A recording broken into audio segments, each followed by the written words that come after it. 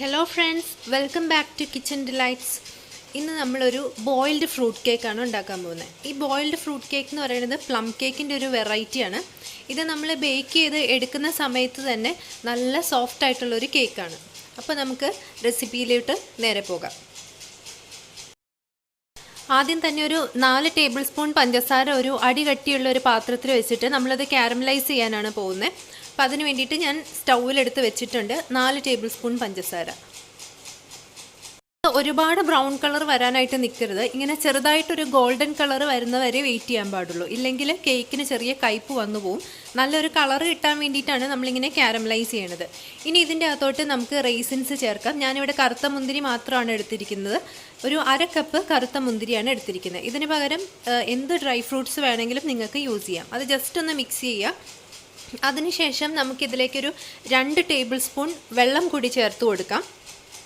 ഈ വെള്ളമൊക്കെ ചേർക്കുന്ന സമയത്ത് ചെറുതായിട്ടൊന്ന് ക്രിസ്റ്റലൈസ് ചെയ്യാൻ തുടങ്ങും പഞ്ചസാര. സാരമില്ല, കുറച്ചും കൂടി കഴിയുമ്പോഴത്തേക്കും അത് വീണ്ടും പഴയതുപോലെ ആയിക്കോളും. ഇനി ഇതിലേക്കൊരു 50 ഗ്രാം ബട്ടറാണ് ചേർത്തത്. 1 ടീസ്പൂൺ ഇഞ്ചി വളരെ ചെറുതായിട്ട് അരിഞ്ഞത്, അതും കൂടി ഇതിലേക്ക് ചേർത്ത് കൊടുക്കാം. ഇനി ഒരു 2 ടേബിൾ സ്പൂൺ വെള്ളം കൂടി ഇതിൻ്റെ അകത്തേക്ക് ചേർത്ത് കൊടുക്കാം. വെള്ളം ചേർത്തതിന് ശേഷം ഇതൊന്ന് ശരിക്ക് തിളച്ച് വരണം. തിളച്ച് വന്നതിന് ശേഷം ഒരു 5 മിനിറ്റ് സിമ്മിൽ വെച്ചിട്ട് ഇത് നന്നായിട്ട് തിളപ്പിക്കുക. സിമ്മിൽ വെച്ച് മാത്രം തിളപ്പിച്ചാൽ മതി. ഇത് നമ്മൾ തിളപ്പിക്കുന്ന സമയത്ത് കണ്ടിന്യൂസ് ആയിട്ട് ഇങ്ങനെ ഇളക്കിക്കൊണ്ടിരിക്കണം. ഇതിങ്ങനെ ഇളക്കി കഴിയുമ്പോഴത്തേക്കും മറ്റേ പഞ്ചസാര ചെറുതായിട്ട് കട്ട പിടിച്ചതൊക്കെ വീണ്ടും പഴയതുപോലെ ലൂസായിക്കോളും.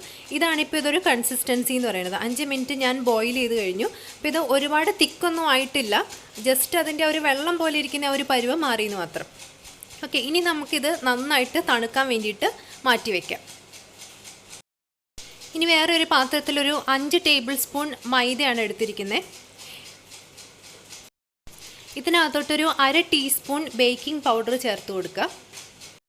അതിനുശേഷം ഇത് നന്നായിട്ടൊന്ന് മിക്സ് ചെയ്തെടുക്കണം. നമ്മൾ സോൾട്ടഡ് ബട്ടർ അല്ല ഉപയോഗിച്ചതെന്നുണ്ടെങ്കിൽ ഈ സമയത്ത് ഒരു 1/4 ടീസ്പൂൺ വരെ ഉപ്പും കൂടി ചേർത്ത് കൊടുക്കുക. സോൾട്ടഡ് ബട്ടർ ആണെങ്കിൽ പ്രത്യേകം ഉപ്പ് ചേർക്കേണ്ട ആവശ്യമില്ല. പിന്നെ ഇത് മിക്സ് ചെയ്തിട്ട് ഇത് മാറ്റി വയ്ക്കുക. ഇനി ഒരു മുട്ട എടുത്തിട്ടുണ്ട്. ഈ മുട്ടയൊന്ന് നന്നായിട്ട് ബീറ്റ് ചെയ്ത് വെക്കുക. വേറെ ബീറ്ററോ കാര്യങ്ങളോ ഒന്നും നമ്മളിതിൽ ഉപയോഗിക്കുന്നില്ല. വെറുതെ ഒരു ഫോർക്കോ സ്പൂണോ വെച്ചിട്ട് നന്നായിട്ടൊന്ന് ബീറ്റ് ചെയ്തിട്ട് മാറ്റി വയ്ക്കുക. ഇനി ഇതിലേക്ക് സ്പൈസസ് ആയിട്ട് ഉപയോഗിക്കുന്നത് ഒരു ചെറിയ കഷ്ണം ഗ്രാമ്പൂവും ഒരു ചെറിയ കഷ്ണം കറുവപ്പട്ടയും മാത്രമാണ് ഉപയോഗിക്കുന്നത്. വേണമെങ്കിൽ വേറെ എന്തെങ്കിലും സ്പൈസസ് വേണമെങ്കിൽ ചേർക്കാം. ഈ സ്പൈസസ് നന്നായിട്ട് പൗഡർ ചെയ്തെടുത്തിട്ടുണ്ട്. അതും നമ്മുടെ ഡ്രൈ ഇൻഗ്രീഡിയൻസിൻ്റെ കൂടെ ചേർത്ത് കൊടുത്തിട്ട് അതൊന്ന് മിക്സ് ചെയ്ത് മാറ്റി വയ്ക്കാം.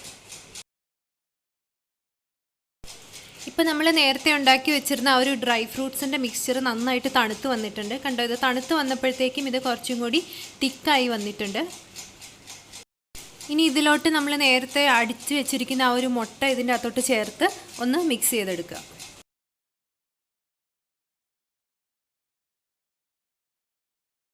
ഇനി ഇതിലേക്ക് നേരത്തെ നമ്മൾ എടുത്തു വെച്ചിരിക്കുന്ന ഡ്രൈ ഇൻഗ്രീഡിയൻസും കൂടെ മിക്സ് ചെയ്ത് കൊടുക്കുക. അപ്പോൾ ഈ ഡ്രൈ ഇൻഗ്രീഡിയൻസ് മിക്സ് ചെയ്യുമ്പോൾ എപ്പോഴും ഇച്ചിരി സോഫ്റ്റ് ആയിട്ട് വേണം മിക്സ് ചെയ്യാനായിട്ട്. ഇതിപ്പോൾ നമ്മൾ ചെറിയൊരു ക്വാണ്ടിറ്റിയിലാണല്ലോ ഉണ്ടാക്കുന്നത്. അപ്പോൾ നമ്മുടെ ഡ്രൈ ഇൻഗ്രീഡിയൻസ് ഒക്കെ വളരെ കുറച്ചായിരുന്നു ഉണ്ടായിരുന്നുള്ളൂ. അതുകൊണ്ടാണ് ഞാൻ ഇത്ര ഒറ്റയടിക്ക് ഇതെല്ലാം കൂടി ചേർത്തത്. ഇല്ലെങ്കിൽ കുറച്ചായിട്ട് വേണം ചേർക്കാൻ. ഇനി ഇതിലേക്കൊരു 2-3 ടേബിൾ സ്പൂൺ കാഷ്യൂ നട്ട്സ് ചെറുതായിട്ട് ചോപ്പ് ചെയ്ത് വെച്ചതാണ്. അതും കൂടി ഇതിലേക്ക് ചേർത്ത് മിക്സ് ചെയ്ത് കൊടുക്കുക. അപ്പോൾ ഈ നട്ട്സ് കാഷ്യൂ നട്ട്സ് തന്നെ യൂസ് ചെയ്യണം നിർബന്ധമൊന്നുമില്ല. നിങ്ങൾക്ക് ഇഷ്ടമുള്ള നട്ട്സ് ഇതിൻ്റെ യൂസ് ചെയ്യാം. ഇത്രയേ ഉള്ളൂ. ഇപ്പോൾ നമ്മുടെ കേക്കിൻ്റെ ബാറ്റർ റെഡി ആയി കഴിഞ്ഞു. ഇതൊരു ചെറിയ കേക്കാണ് നമ്മൾ ഉണ്ടാക്കുന്നത്.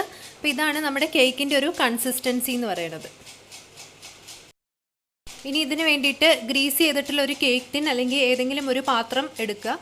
ഓയിലും മൈദയും വെച്ചിട്ട് ഗ്രീസ് ചെയ്താണ് അതിലേക്ക് നമ്മുടെ കേക്കിൻ്റെ ബാറ്റർ ഒഴിച്ചു കൊടുക്കുക. ഒരു 6 ഇഞ്ച്, ഏകദേശം ഒരു 6 ഇഞ്ചിൻ്റെ പാത്രമാണ് ഞാൻ യൂസ് ചെയ്തേക്കുന്നത്. ഇനി വേണമെങ്കിൽ ഏതെങ്കിലും നട്ട്സ്, കാഷ്യോ, ബദാമോ എന്തെങ്കിലും വെച്ച് ഇതിൻ്റെ മുകളിൽ വേണമെങ്കിൽ നിങ്ങൾക്ക് ഡെക്കറേറ്റ് ചെയ്യാം. നിർബന്ധമുള്ള കാര്യമല്ല. ഇത് ബേക്ക് ചെയ്യാനായിട്ട് വെക്കാം. ഞാൻ ഓവൻ യൂസ് ചെയ്യാതെ വേറൊരു പാത്രത്തിൽ വെച്ചാണ് ബേക്ക് ചെയ്യണത്. അപ്പോൾ അതിന് വേണ്ടിയിട്ട് ഒരു പാത്രം നേരത്തെ പ്രീഹീറ്റ് ചെയ്യാൻ വെച്ചിട്ടുണ്ടായിരുന്നു. അതിൽ ഉപ്പിട്ടിട്ടുണ്ട്. സ്റ്റാൻഡായിട്ടൊരു പാത്രവും വെച്ചിട്ടുണ്ട്. ഇനി ഇത് മൂടി വെച്ചിട്ട് ഒരു 40 മിനിറ്റ്, ഒരു 35 മിനിറ്റ് ആകുമ്പോൾ തൊട്ട് നിങ്ങൾ ചെക്ക് ചെയ്യണം.